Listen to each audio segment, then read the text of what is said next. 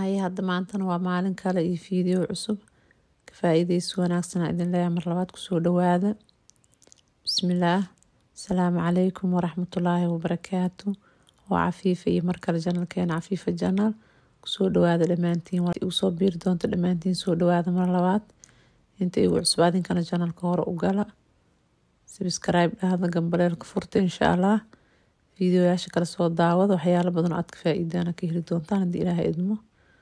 insha Allah kusoo dhawaada idin leeyahay mar labaad. Ambaduni damaan rag dabadana maan bixin waxa dabarka igu xidhay igii jayseetada